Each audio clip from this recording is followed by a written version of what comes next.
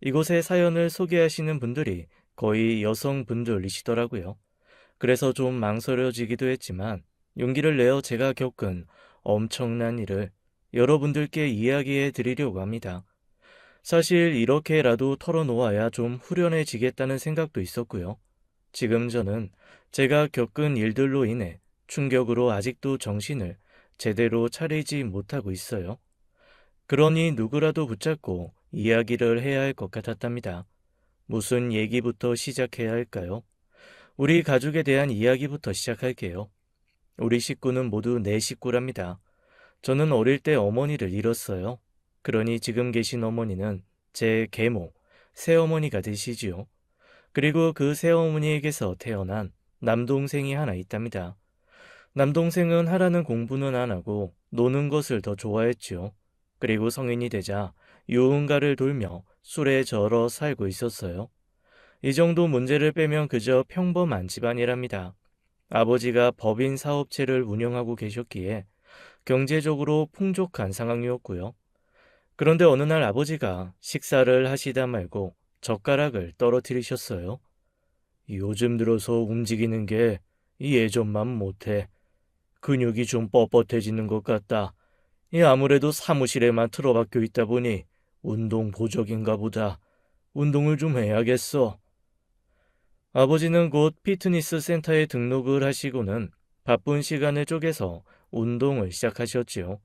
운동을 한 달 이상 하셨는데도 아버지는 여전히 근육통과 손이 부자연스럽다는 증상을 호소하셨어요. 그래서 아버지를 모시고 병원에 가게 되었답니다. 여러 가지 검사 끝에 아버지는 파킨스 병이라는 진단을 받으셨지요. 인식장애와 언어장애가 생길 수 있다고 했어요. 근육의 경직도 서서히 진행될 것이라고 했죠. 하늘이 무너지는 것 같았답니다. 그러나 어쨌든 초기이니 최선을 다해서 치료해보자고 의료진이 말하더군요. 초기라서 그런지 아버지의 병세는 거의 나빠지는 것을 알 수 없는 정도로 서서히 진행되는 것 같았어요. 젓가락질을 하시는 것도 약을 드셔서 그런지 예전보다 나아지신 것 같더군요. 그런데 아버지가 파킨스 병을 진단받고 나자 새어머니가 상당히 급박한 상황에 처한 사람처럼 당황해 하셨죠. 물론 남편이 그런 병을 얻었다는데 태어날 부인은 없겠지만 어머니는 눈에 띄게 조급해 하시는 것이었어요. 당신 사업체는 죽어도 큰애한테 물려주겠다고 하셨죠? 그러면 만약에 당신이 떠나고 나면 작은애랑 나는 어떻게 하고요? 병이 서서히 진행돼서 내가 금방 죽을 일 없다잖아. 그리고 내가 죽더라도 큰애가 당신하고 제 동생을 어떻게 외면하겠어. 그 녀석 그런 놈 아니야. 그러니까 안심하라고. 아예 그러지 말고 유언장으로 상속 비율을 정해주세요. 그게 당신한테도 안심되지 않겠어요? 허허, 이 사람이 정우는 당신이 낳지 않았다고 하지만 엄연히 당신 맏아들이야. 그 녀석이 자라면서 보인 마음 씀씀이 보면 모르겠어. 사업체는 어쨌든 그 녀석 것이고 이 돈은 거기서 나오는 거니까 나 죽고 나면 큰애가 다 알아서 챙길 거야. 걱정 말라고. 아버지의 병은 아주 느리게 진행되고 있었고 그래도 새어머니는 조급해 하시는 가운데 우리 식구는 갑자기 일을 당하고 말았죠. 어느 날 아버지가 운영하시던 회사의 사무실에서 돌아가신 채 발견되었던 것이었어요. 다른 사무실의 불이 모두 꺼져 있는데 사장님의 사무실만 불이 켜져 있는 것을 이상하게 생각한 경비원이 들어가 보고 아버지를 발견했던 것이었죠. 경비원은 즉시 119에 신고를 했고 119 구조대가 도착했을 때만 해도 아버지가 완전히 절명하신 것은 아니라고 했어요. 그러나 이송되시는 도중 결국 돌아가시고 만 것이었죠. 참으로 황망했답니다. 앞서서 저희 가족 얘기를 해드렸죠. 그러니까 아버지가 돌아가시고 나서 저는 세상의 새어머니와 배다른 동생과 함께 남겨진 셈이 되었답니다. 다들 알다시피 내가 파킨슨병이라는 걸 앓고 있다. 그래서 미리 말해두지만 내가 죽으면 사업체는 큰아이, 네가 맡아서 잘 운영하도록 해라. 병에 진단받기 전에도 아버지는 사업체를 제게 물려주실 것이라고 입버릇처럼 말씀하시곤 하셨어요. 그런데 진단 이후에는 그런 말씀을 더욱 자주 하셨지요. 그래서 제가 아버지의 사업체를 물려받아 운영하는 것은 거의 기정사실화가 되어 있었어요. 처음에는 새어머니와 동생이 반대할 것이라고 생각했답니다. 하지만 평상시에 아버지의 유언이 확고하다는 것을 새어머니와 동생도 알았기에 큰 반대 없이 넘어갔지요.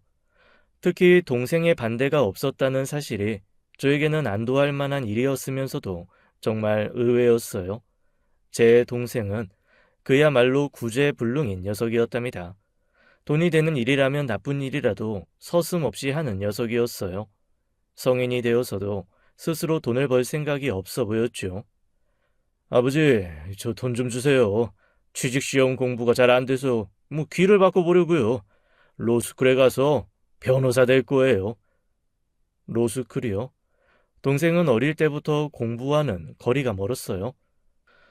고등학교 때 성적도 엉망이었고 따라서 지방의 이름 없는 대학에 간신히 입학했었죠. 대학에 가서도 학점은 형편없었고요. 공부에 애초에 뜻이 없는 녀석이 갑자기 로스쿨이라뇨. 그리고 로스쿨에 진학하려면 영어 성적도 좋아야 하고 머리를 많이 써야 하는 법학 적성 시험에서도 좋은 성적이 있어야 하는데 동생은 도대체 그런 정도의 공부를 할 만한 아이가 아니었지요. 변호사 될 때까지 아버지가 학원비 등등 해서 공부할 비용만 좀 지원해 주세요. 변호사 되면 돈 많이 번다잖아요. 제가 돈 많이 벌어서 엄마 아버지 크루즈 여행도 시켜드릴게요. 아버지가 일해서 은퇴하시더라도 제 덕분에 호강하실 거라니까요. 아, 영우야, 로스쿨 들어가는 게 만만한 게 아니야. 학점, 영어 성적, 법학 적성 시험 성적이 다 좋아야 돼. 영어 성적은 토익을 거의 만점 가까이 맞는 수험생들이 많다고 하고 영어하고 적성 시험이야 어떻게 하면 맞춰볼 수 있겠지만 일단 학점은 돌이킬 수가 없지 않냐. 이런 저의 말에 일단 새어머니가 불같이 화를 내셨죠. 뭐라고? 우리 영우가 변호사가 될 아이가 못 된다고? 변호사는 뭐 태어날 때부터 변호사라고 이름표 붙이고 태어난다더냐? 나는 영우 어떻게든지 변호사 만들 거다. 당신도 그렇게 하시고 영우가 말하는 대로 지원해 주세요. 아버지도 혀를 끌끌 차셨지만 동생이 하도 조르고 매달리니까 할 수 없이 동생이 말하는 대로 학원비와 교재비 등등을 대주셨던 것 같더라고요. 그런데 로스쿨 준비를 위한 학원비는 정말 어마어마하더군요. 뉴스에서 본 돈 있는 사람만 법조인이 될 수 있는 로스쿨 제도를 반대한다는 사법시험 옹호자들의 말이 생각나더라고요.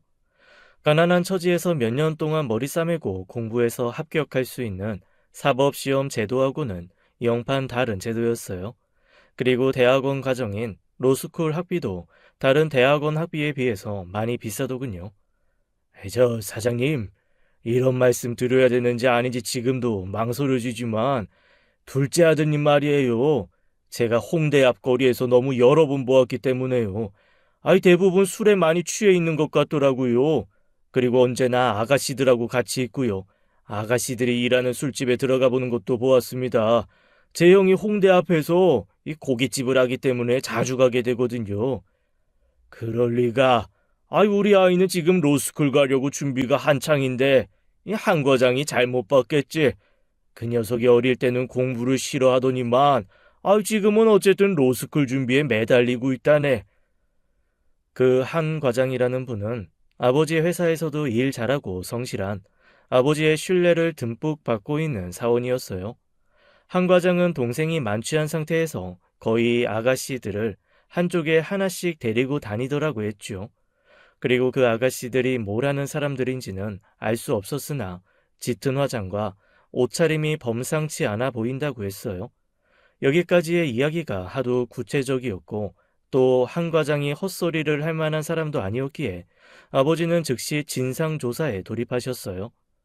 동생이 다닌다는 학원까지 확인해 보았지만 동생은 그 학원에 등록한 일이 없다는 것이었지요. 그 비싼 학원비는 그렇다면 다 어디로 갔단 말인가요? 그리고 집에 있으면 공부가 안 된다면서 수험서들을 독서실에 가져다 놓았다고 했었죠. 그런데 동생은 그 독서실이 어딘지 묻는 아버지에게 아무런 대답을 하지 못했답니다. 결국 로스쿨 입학 준비를 위해서 쓴다는 돈은 모두 유흥비에 썼다는 것이 밝혀졌죠. 그리고 또 이런 일이 있었어요. 정훈이, 영우가 말이다. 좋은 일을 하는 게 맞니? 사는 지역에서 오갈 데 없는 독거 할머니들을 모시는 자선 사업을 하는데 후원금을 달래서 좀 주었었지. 그런데 하루가 멀다 하고 계속 후원금을 내라고 하니 일단 그 자선 사업체에 대해서 당숙이 좀 알고 싶다고 하신다. 동생이 이 지역에서 자선 사업을 한다니 처음 듣는 말이었어요.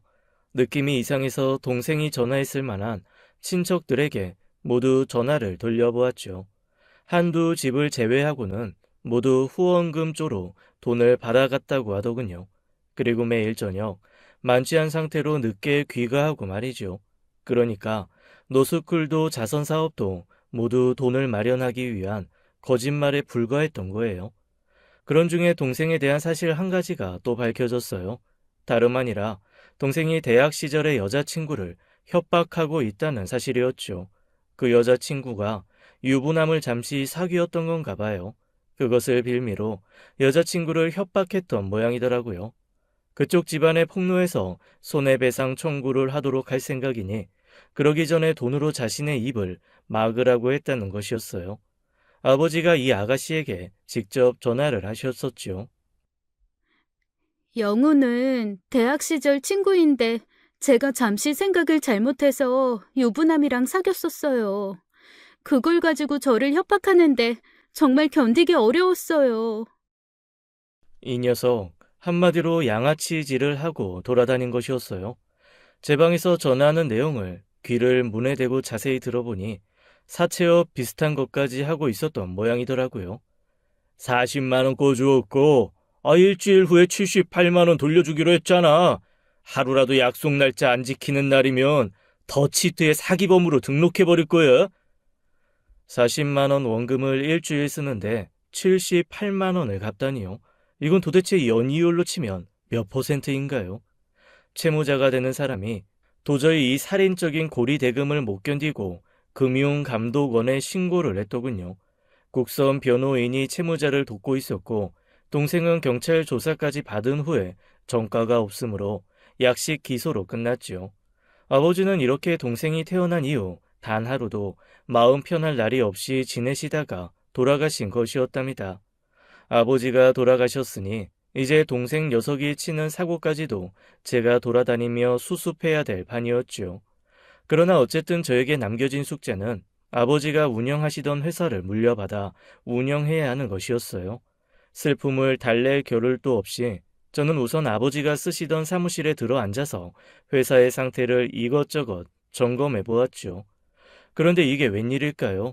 탄탄한 줄로만 알았던 아버지의 회사는 부채만 가득 안고 있었답니다. 거기다가 가장 이해가 안 가는 일은 아버지가 돌아가시기 직전에 물품 대금으로 20억을 지출하셨던 것이었어요. 사장이 물품 대금으로 지출을 한 것이 이상한 일은 아니겠죠. 그러면 회상에 그에 상응하는 물건이 있어야 할 텐데 물건은 하나도 없는 거예요. 그리고 아버지가 지불하셔야 되는 대금을 청구하는 곳이 속출했어요. 그런데 20억을 일시금으로 지출하신 상황에서 청구가 들어오는 대금을 정리할 만한 자금이 넉넉할 리가 없었답니다. 한마디로 아버지의 회사는 망하기 직전의 모습이었죠. 아버지의 회사는 개인 사업체가 아니라 법인으로 등기되어 있었답니다. 그래서 엄밀하게 말하면 아버지는 사장이 아니라 대표였다고 해야겠죠. 그리고 회사의 감사도 따로 지정해 놓고 있었어요.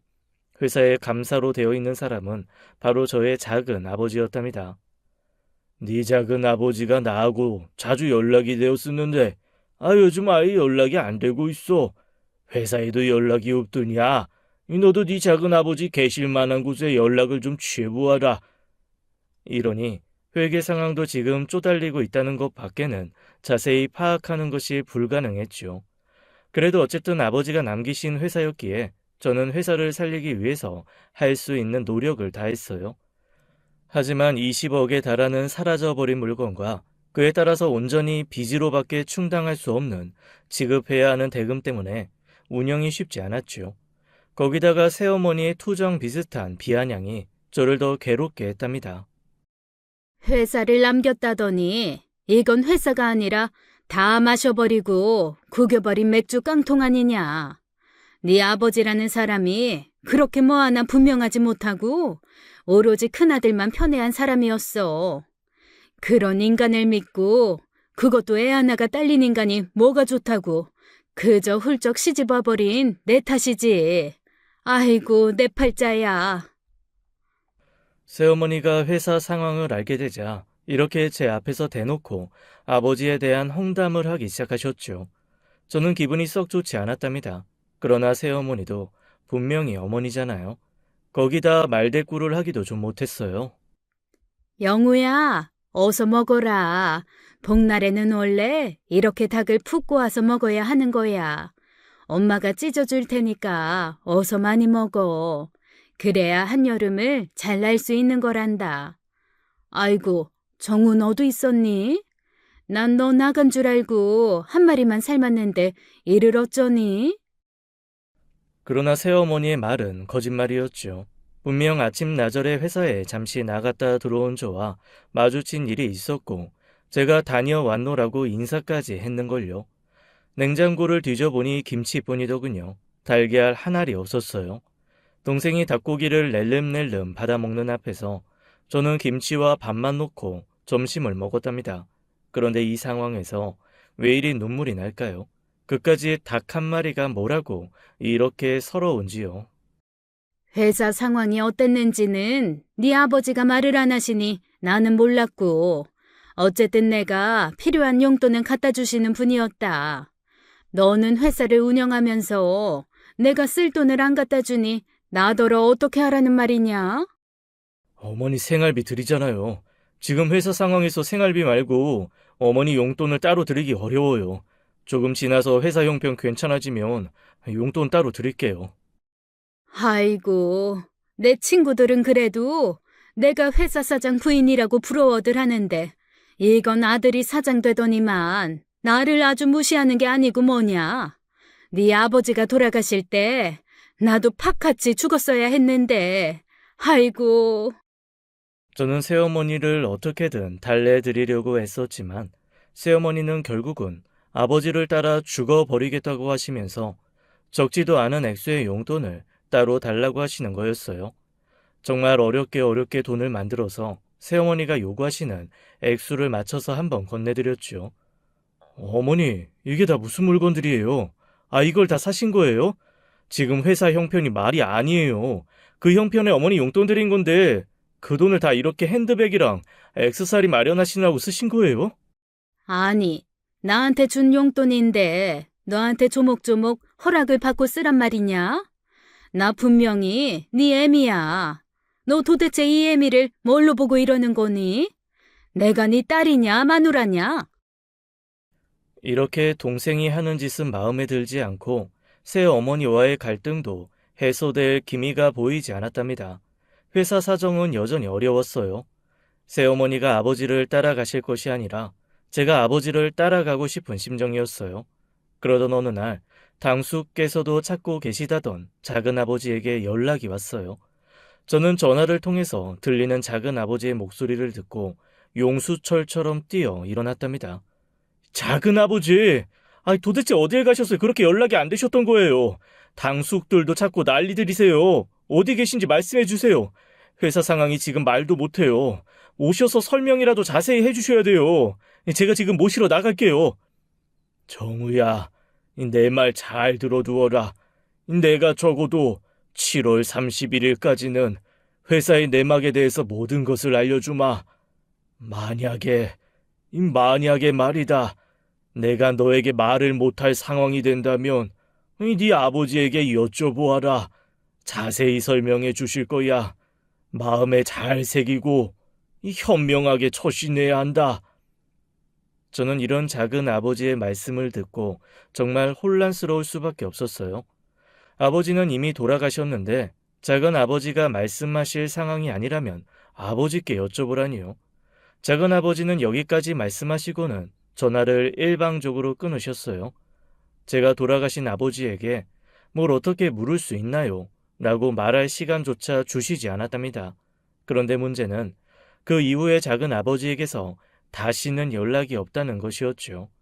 저는 어떻게든 회사를 이끌어 가려고 노력하면서 작은아버지가 말씀하신 7월 31일이 될 때까지 기다렸어요.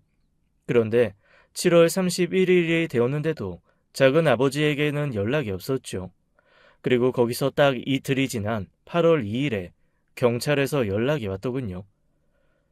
고인께서 가지고 계신 전화기에 큰조카라는 이름으로 저장된 번호라서 연락드렸습니다. 돌아가신 분의 집 앞에 고지서가 자꾸 쌓여가는데 기척이 없으니 이웃이 신고를 했더군요. 저희가 출동했을 때는 이미 돌아가신 다음이었어요.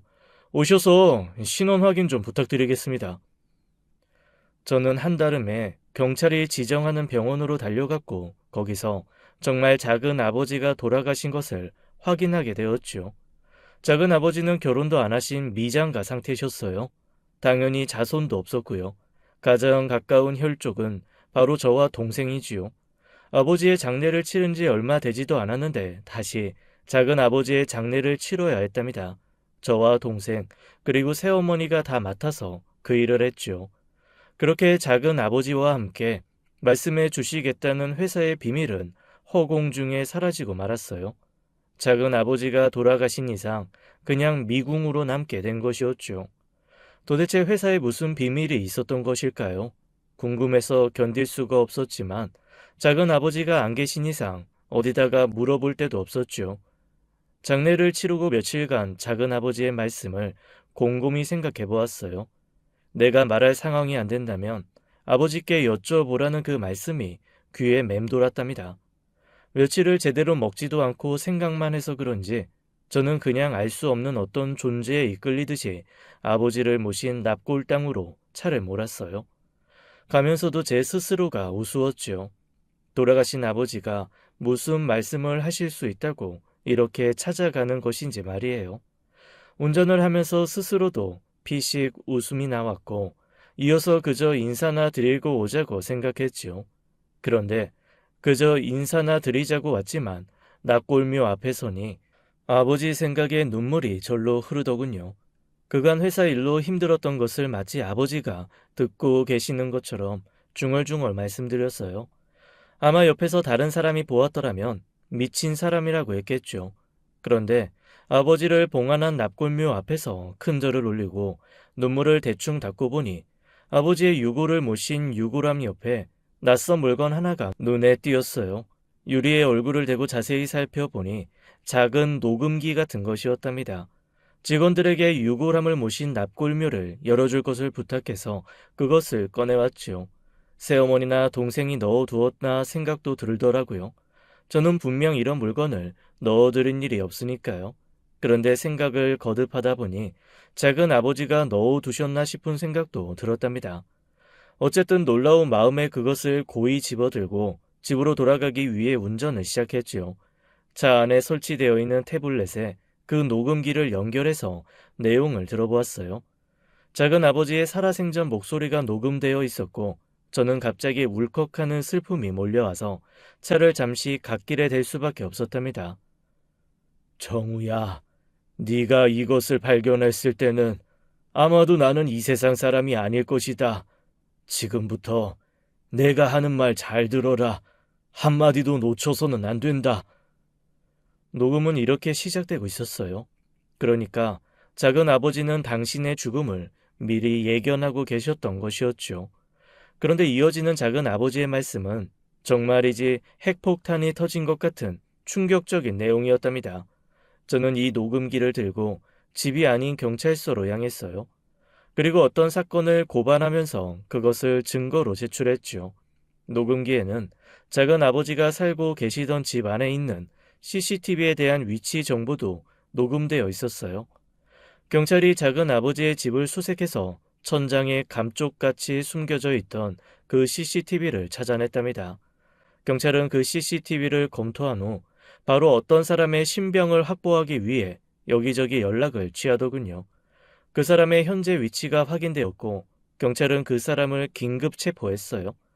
체포 당시 그 사람은 만취 상태였다고 하더군요. 그리고 체포된 장소는 아가씨들이 있는 술집이었다고 했어요. 이건 다 여기 자유 대한민국이라고. 술도 내 마음대로 못 마셔? 당신들 뭐야? 경찰이 왜 나를 붙잡아 가는 거야? 이거 놓으라고! 그 사람은 체포되면서 술김에도 최대한의 반항을 하더라는 것이었어요. 그 체포된 사람이 누구냐고요? 바로 제 동생. 배달은 동생이기는 했지만 틀림없는 제 동생이었답니다. 그리고 경찰서에 저의 새어머니까지 연행되어 와 계셨죠. 새어머니는 저와 눈길이 마주치자 얼굴을 다른 쪽으로 돌리시더군요. 우선 녹음을 토대로 조사한 결과 이분들을 횡령 혐의로 검거했습니다.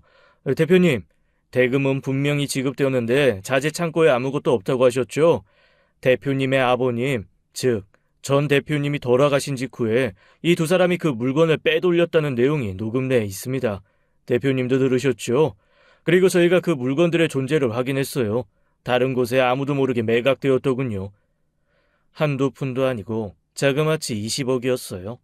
20억에 달하는 물건을 새어머니와 동생이 빼돌려서 조금 싼 값으로 매각해버린 것이었죠. 그리고 그것으로 현금을 만들어 비자금으로 간직해 두었던 것이었어요. 어떻게 아버지가 갑자기 돌아가시고 그 슬픈 와중에 그런 생각을, 그런 짓을 할 수 있었을까요? 저는 분명히 돈은 지급되었는데 물건이 없다는 그 말도 안 되는 현실에 대해 알게 되어서 후련하다는 느낌보다는 가슴 한구석이 너무나도 아려왔답니다. 어머니, 정말 녹음되어 있던 말이, 그리고 경찰이 설명하는 말이 다 맞는 말인가요? 저는 정말 믿을 수가 없어요, 어머니. 도대체 뭐가 부족하셔서 그런 일을 저지르신 거예요, 네? 아무리 한 집의 식구로 살았다지만 너는 나한테는 분명한 남이야. 피 한 방울 섞이지 않았지. 남편이 갑자기 죽었으니 나도 살 길을 찾아야 하지 않았겠니? 피 한 방울 섞이지 않은 네가 나를 남편이 하듯이 대우해 줄 거라는 것은 기대할 수도 없었다. 어쨌든 난 살기 위해서 최선의 노력을 한 것뿐이야. 비록 저를 낳으시지 않으셨다고 해도 제 어머니라고 아니라고 생각해 본 적 한 번도 없었어요. 그 물건만 그렇게 팔아버리지 않으셨어도 회사는 정상적으로 돌아갔을 것이고 아버지 살아생전처럼 어머니께 용돈도 풍족하게 드릴 수 있었을 거예요. 왜 제가 어머니 대접을 안 할 것이라고 생각하신 거예요? 저는 어느새 새어머니 앞에서 눈물을 흘리고 있었답니다. 그리고 이제 술에서 깬 동생도 새어머니와 비슷한 말을 하고 있었죠. 평상시 입버릇처럼 저에게 사업체를 넘기겠다고 하신 말에 위기의식을 많이 느꼈던 것이었어요. 그래서 자신들의 몫을 일부라도 먼저 확보하기 위해서 벌인 일이었다는 자백이었죠. 그런 사연으로 저는 그야말로 껍질만 남은 회사를 물려받아 어떻게든지 살리기 위해 아등바등했던 것이었답니다. 그렇다면 작은 아버지가 이 모든 일을 알고 계셨다는 얘기가 되네요. 그런데 7월 31일은 어떤 의미가 있는 날이었나요? 그것은 여기 계신 대표님의 동생분께서 너무나 잘 아는 이야기입니다. 모든 거 알고 계신 분이니 동생분께서 직접 설명을 좀 해주시죠. 동생이 머뭇거리는 것 같더니 체념만들 이야기를 시작하더군요. 작은 아버지가 저와 엄마가 물건을 내다 매각한 걸 눈치챘어요. 그리고 7월 31일까지 시간 줄 테니 자수를 하라고 하셨죠. 그렇지 않으면 저와 엄마의 범행을 세상에 공개하겠다고 하셨고요. 동생의 이야기한 것을 여러분이 쉽게 아시기 위해 되도록 그대로 전해드릴게요. 영우야, 너와 네 엄마가 회사 물건을, 그것도 자그마치 20억에 해당하는 물건을 빼돌려서 팔아버린 거 나 다 알고 있다. 7월 31일까지 네 발로 경찰에 찾아가서 회사 물건을 횡령했다고 자수를 해라. 그리고 정당하게 죗값을 받아. 만일 네가 그렇게 하지 않는다면 나는 네 범죄를 공개하는 수밖에 없구나. 그리고 7월 31일에 작은 아버지가 집에서 동생을 기다리셨던 것이었죠. 동생이 만일 자수를 하지 않는다면 작은 아버지가 사건을 폭로할 수도 있었기에 7월 31일에 작은 아버지를 찾아올 것이라고 짐작하셨던 것 같아요.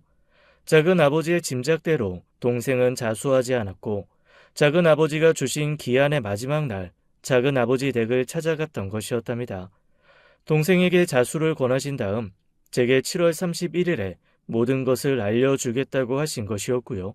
즉, 동생이 자수를 하든 당신이 폭로를 하든 7월 31일에는 사건이 공개되게 되어 있었던 것이었죠.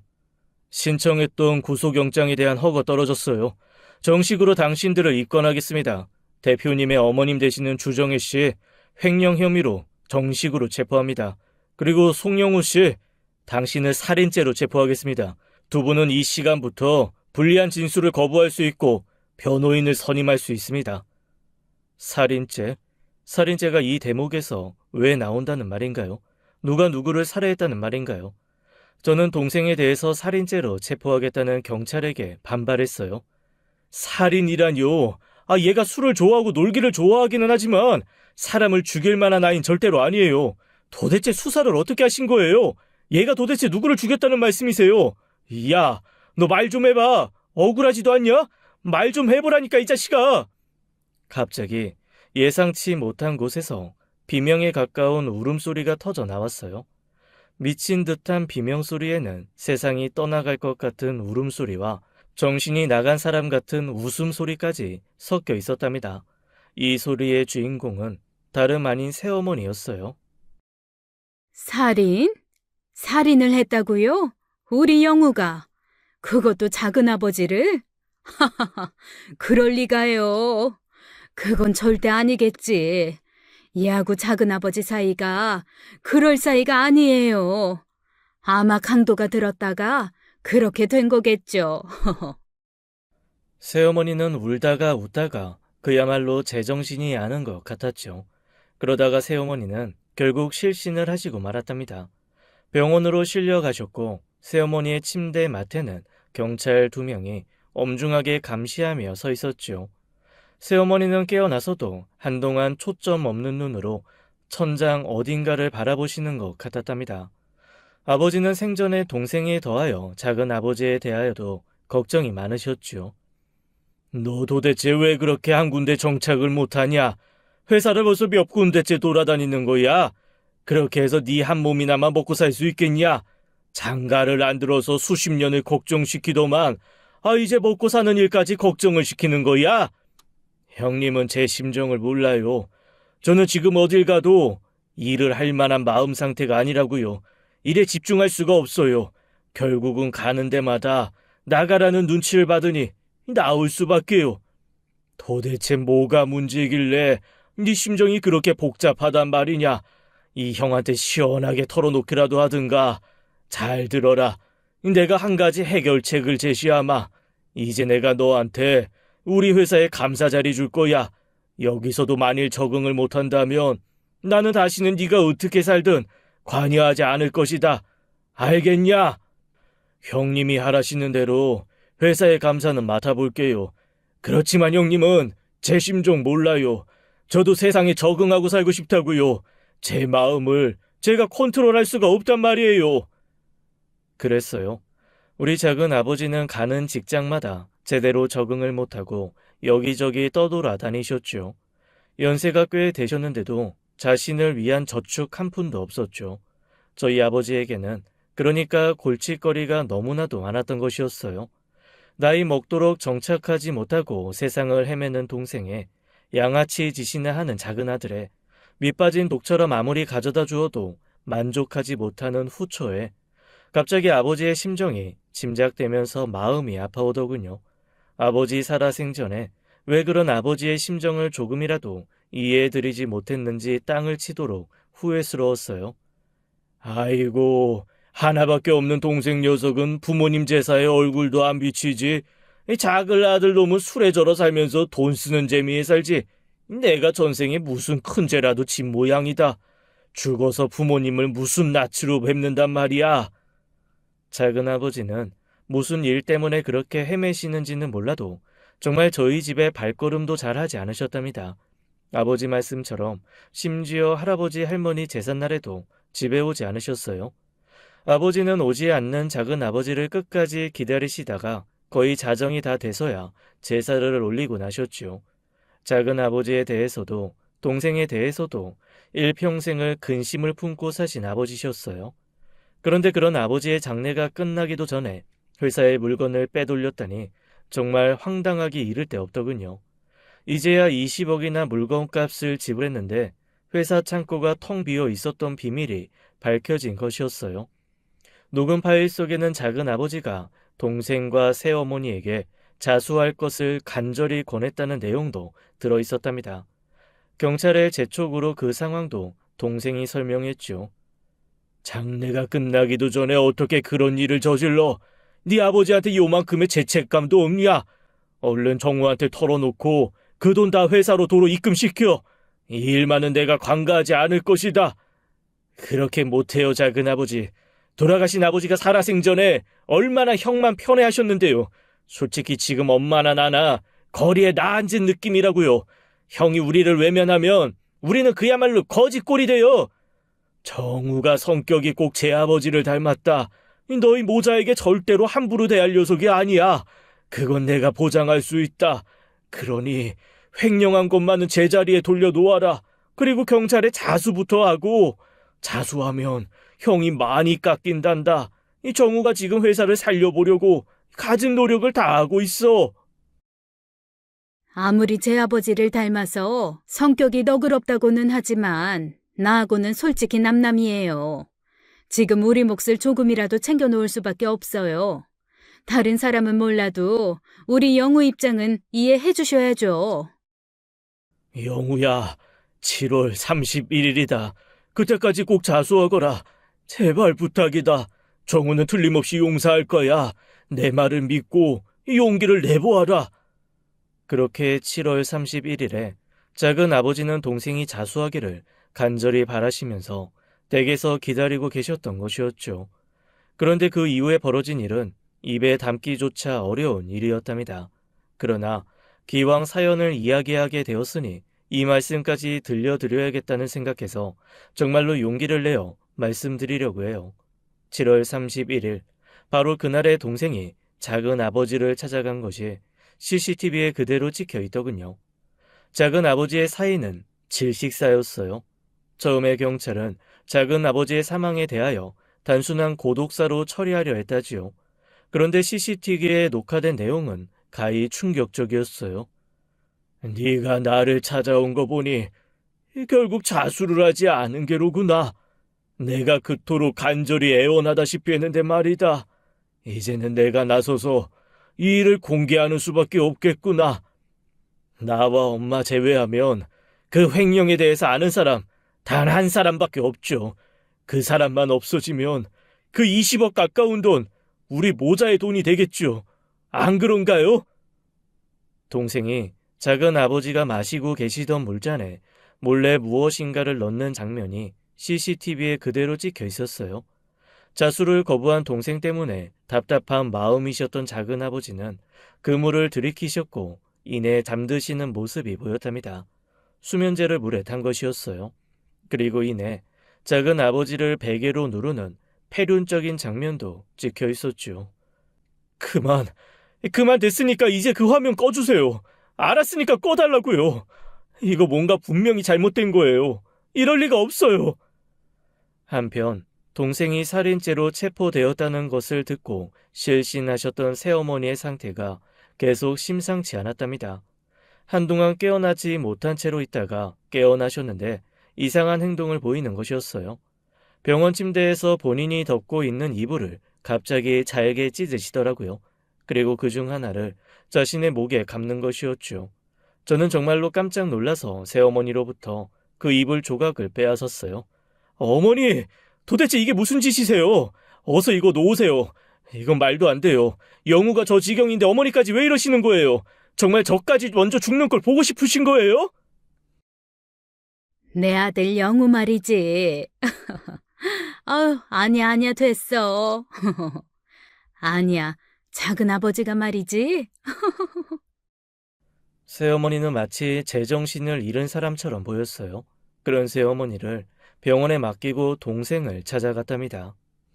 경찰서에서나 나중에 검사 앞에 가게 되거나 고분고분하게 굴어라. 평상시 성질대로 대하지 말고 그저 잘못했다고 해. 그래야 조금이라도 형이 깎인단다. 어떻게 될지는 모르겠지만 어쨌든 변호사를 선임할 작정이야. 조금이라도 도움이 되겠지.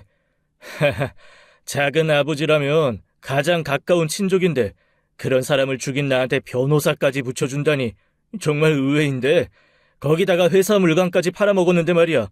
도대체 왜 그런 친절을 베푸는데? 형은 어렸을 때부터 내가 보기에는 위선 덩어리였어. 지금도 위선 떨고 있는 거 다 보이거든? 그러니까 더 이상 아무 말 말고 가보셔.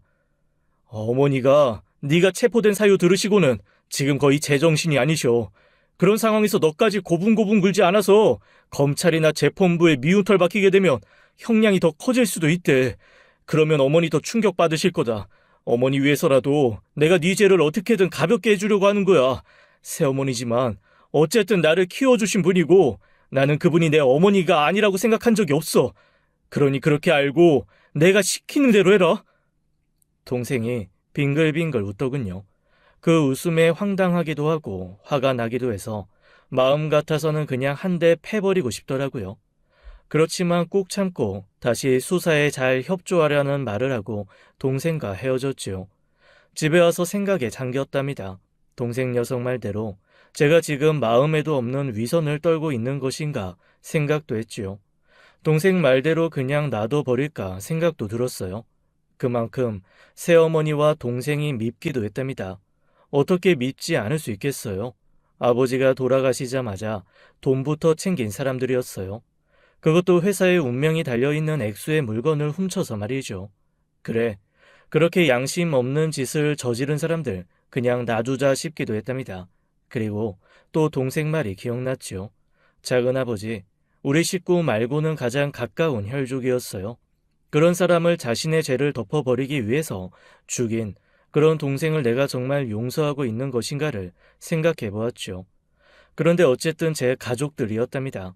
돌아가신 자번 아버지가 당연히 가까운 혈족이셨지만 제 동생과 새어머니는 더 가까운 가족이었어요. 그리고 이 사람들을 방치해 둔다고 해서 돌아가신 작은 아버지가 과연 잘한다고 하실까를 생각해 보게 되었지요. 자동적으로 고개가 저어지더군요. 돌아가신 아버지도 작은 아버지도 동생과 새어머니를 그냥 방치해 둔다면 화를 내실 것 같았어요. 그래서 어떻게든 동생의 죄를 가볍게 하고 새어머니를 보살펴야 한다는 생각으로 다시 돌아왔죠. 다음 날은 일찍 새어머니가 계시는 병원으로 먼저 갔어요. 어머니의 상태는 여전히 좋지 않으셨답니다. 식사를 거부하고 계셨고 멀뚱히 계시다가 헛소리도 하시는 등 정신과적으로 안 좋은 상황이라는 말을 전해 들을 수 있었죠. 어머니, 영우는 어떻게든지 조금이라도 형을 죽일 수 있도록 제가 좋은 변호사 붙일게요. 그러니 일단 결과를 기다려보세요. 하루아침에 결론이 날 일은 아니지만 영우가 반성한다는 기미만 보이면 그래도 형이 많이 줄어들 거예요. 그러니까 어머니, 제발 정신 좀 차리세요. 식사도 하셔야죠. 이러다가 정말 큰일 나세요. 그런데 새어머니는 이제 제가 누군지도 못 알아보시는 것 같았답니다. 여보, 당신이 여길 어떻게 알고 왔어요? 나 아무 짓도 안 했어요. 그러니까 그렇게 쳐다보지 말아요. 쳐다보지 말라니까요. 그러면서 새어머니는 정말로 무서운 것을 본 사람처럼 이불을 뒤집어 쓰시더군요. 어머니, 돈은 있다가도 없고 없다가도 있을 수 있는 일이에요. 어머니랑 영우가 내다 파신 물건에 대해서는 어떻게든 손실을 줄이려고 제가 노력을 다할 거예요. 그러니까 그 일에 대해서 크게 걱정 마세요. 영우 때문에 이러시는 모양인데 저를 믿으시고 조금이라도 마음을 가라앉히세요. 이 양반이 정말 내가 무슨 나쁜 짓을 했다는 거예요? 나 저 사람하고 사이에 아무 일도 없었어요. 정말이라니까요. 이건 또 도대체 무슨 말씀이신지 도무지 알아들을 수가 없었죠. 나 홀몸 아니라고 내가 말했죠? 우리 사이에 아이가 생긴 거라니까요. 우리 아이예요. 당신 설마 나 의심하는 거 아니죠? 새어머니는 계속 저를 아버지로 착각하고 계신 것 같았어요. 그런데 아까부터 하시는 말씀이 계속 마음에 걸렸죠. 저 사람하고 사이에 아무 일도 없다는 말씀, 그리고 아이가 생겼는데 의심하는 거 아니냐는 말씀. 그냥 헛소리를 하시는 거려니 생각했는데 자꾸 그런 식의 말씀을 하시니까 이상하더라고요. 주치의를 만나서 새어머니의 증상을 자세히 말해주었지요. 주치의가 한참 듣고 있더니 저더러 다시 어머니에게 가자고 했죠. 자, 다 말하셔도 괜찮아요. 여기 남편분이 다 용서하신다고 했어요. 그러니까 천천히 말씀해 보세요. 여보, 내가 말이죠. 아주 잠깐 실수를 했어요. 그래서 영우가 태어났어요. 나 용서한다고 했죠? 그럼 됐어요. 이틀째 하는 말씀에 일관성이 있다는 것을 저도 깨달을 수 있었죠. 그래서 주치의가 시키는 대로 마치 제가 아버지가 됐냐 다 용서한다고 새어머니에게 말했어요. 잠깐이건 오래건 새어머니가 외도를 하셨다는 것은 어쨌든 분명해 보였죠. 그리고 헛소리처럼 들리긴 했지만 동생 영우가 우리 아버지의 아들이 아니라는 것도 파악할 수 있었어요. 하지만 저는 이 모든 것을 부인하고 싶었답니다. 선생님, 이거 다 정신없는 상태에서 하시는 헛소리 아닙니까? 이런 헛소리에 왜 신경을 써야 하나요? 제 동생 못 보셨죠? 걔 우리 친가 쪽만 닮았어요. 저하고 거의 똑같이 생겼다니까요. 그런데 영우가 외도를 해서 태어났더니 그건 절대로 믿을 수가 없습니다. 제가 사진이라도 가져다가 보여드리겠습니다. 사실이 그랬답니다. 제 동생 영우와 저는 나이 차이가 조금 있는 형제이긴 했지만 아버지 쪽만 꼭 닮은 외모를 하고 있었어요. 그런데 실수를 해서 영우가 태어났다니요. 헛소리라고밖에 생각되지 않았어요. 동생에게 살인죄가 적용되었다는 말에 새어머니가 충격을 크게 받아서 이렇게 되셨다고 생각할 밖에요. 아우에게 다시 찾아가서 어머니의 상태가 중하시니 네가 처신을 잘해야 한다고 말을 전했죠. 이런 것이 바로 원죄라고 하지. 형이 원죄가 뭔 줄 알아? 나는 원죄로 인해 태어난 사람이지. 우리 엄마가 그렇게 말했다고? 우리 엄마 그럼 정상인 거야. 기억이 그렇게 정확한데 아프긴 어디가 아파. 아픈 사람 아니라니까. 새어머니와 동생이 이렇게 제가 알아들을 수 없는 말만 하고 있던 중에 경찰에서 한 통의 전화를 받게 되었어요. 꼭 보셔야 할 일이 있으니 나와 보라고 하더군요. 경찰서로 찾아갔고 우리는 내부를 들여다볼 수 있지만 내부에서는 우리를 볼 수 없는 그런 방에서 조사를 받고 있는 동생을 볼 수 있었어요. 그러니까 사실을 다 알면서 그랬다는 겁니까? 정확히 말씀하세요. 모르고 그런 거예요? 아니면 사실을 다 알고도 그분 죽인 건가요? 내가 말했지 않습니까? 왜 자꾸 물으시는 겁니까? 다 알고 한 일이라니까요. 영문을 몰라서 제 옆에 있는 경찰을 바라보니 경찰이 계속 들어보라고 하더군요.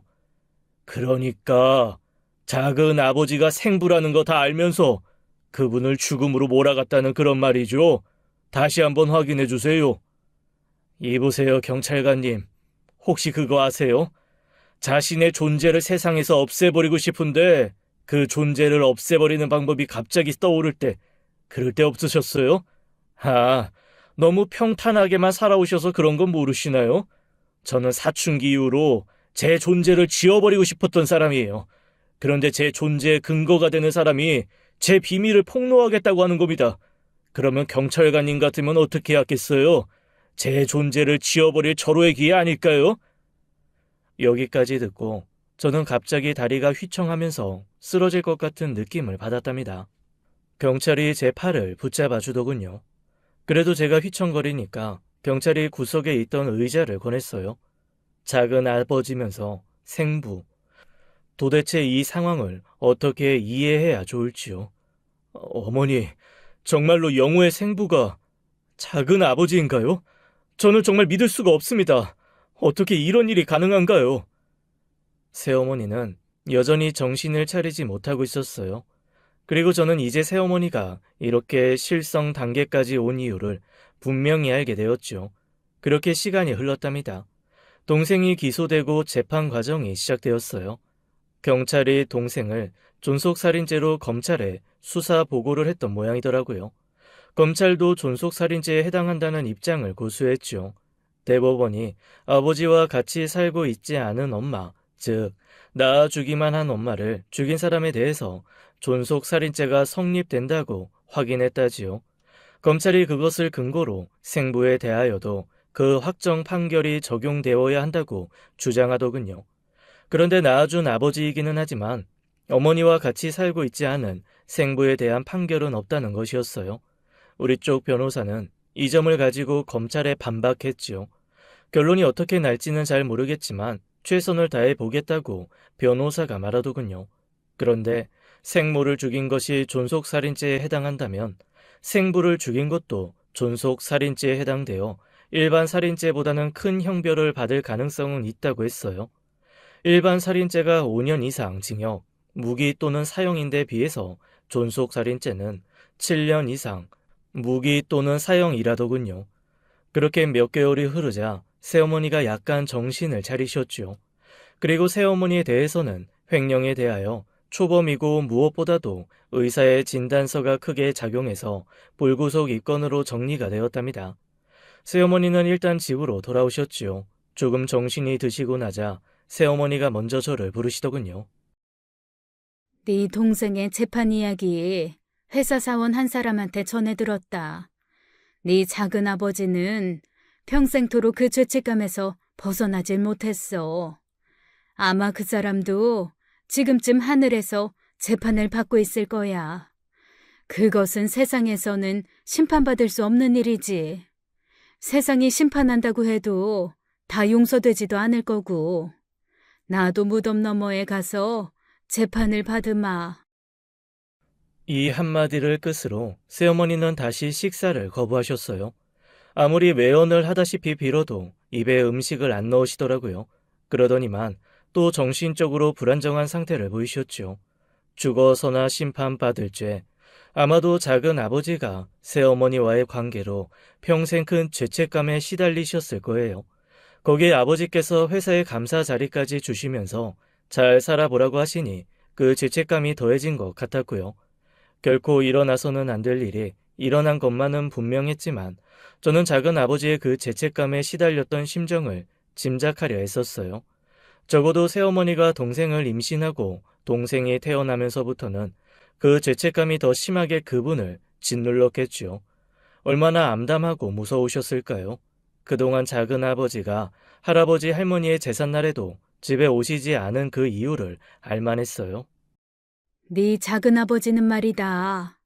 영우가 그렇게 안 했어도 알아서 먼저 떠나실 뿐이었어. 평생 죄책감에 시달리면서 살았으니 말이다. 그런데 영우가 작은 아버지, 아니, 제 아버지를 죽였다고?